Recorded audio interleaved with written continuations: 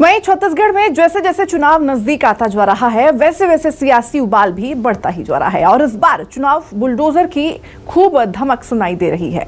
दरअसल बीजेपी की इस बार चुनाव में लोगों को रिझाने के लिए यूपी की तर्ज पर छत्तीसगढ़ में भी माफियाओं के घर पर बुलडोजर चलवाने की बात कह रही है, जिस पर कांग्रेस निशाना साध रही है। देखिए हमारी रिपोर्ट।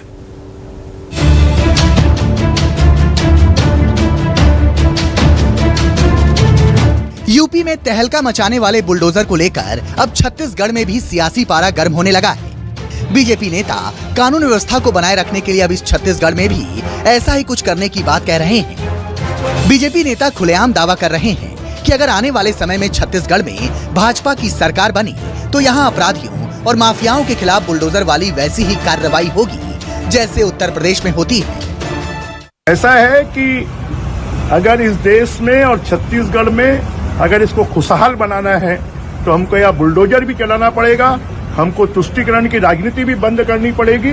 और लगातार आज ही समाचार पत्रों में छपा है कि जो छत्तीसगढ़ है वो आबादी की दृष्टि से देश के 22वें नंबर का राज्य है, परंतु अपराध के मामले में देश के 10वें नंबर पर है। जहां पर 8,000 से 10,000 पुलिस के पद खाली हों, जहां पर 60,000 शिक्षकों के पद खाली हों, जहां पर 1 लाख से ज्यादा शासकीय कर्मचारियों के पद खाली हों, ऐसे स्थान पर हम कानून व्यवस्था, सुरक्षा, सुख, शांति, समृद्धि की कामना कैसे कर सकते हैं। छत्तीसगढ़ प्रदेश में जैसे ही भारतीय जनता पार्टी की सरकार बनेगी, यहां पर अपराध और अपराधियों पर शासन का बुलडोजर चलेगा।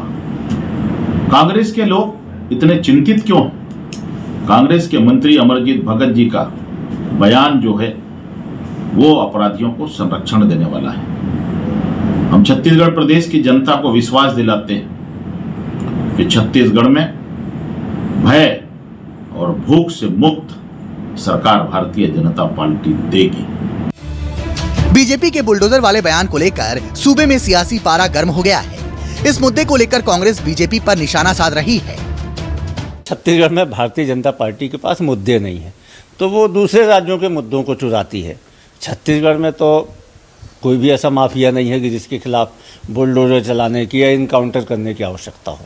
छत्तीसगढ़ शांत प्रदेश है, छुटपुट अपराधों को छोड़ दिया जाए तो यहाँ पे किसी भी प्रकार का कोई संगठित अपराध नहीं होता। सीएम बघेल ने भी बीजेपी के बुलडोजर वाले प्रचार को लेकर तंज किया है और उससे पूछा है कि क्या अब मोदी की जगह योगी मॉडल चलाने की तैयारी है।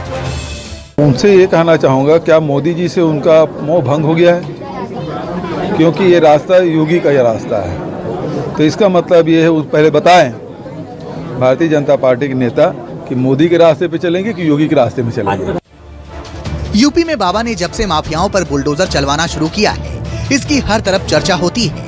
एमपी में भी अब शिवराज सरकार इसी तर्ज पर कार्रवाई कर रही है, जिसके बाद अब बीजेपी ऐसा ही कुछ छत्तीसगढ़ में करने की बात कहकर सत्ता के सिंहासन पर काबिज होना चाहती है। Bureau report, news 24, Madhya Pradesh, Chhattisgarh. और अब खबर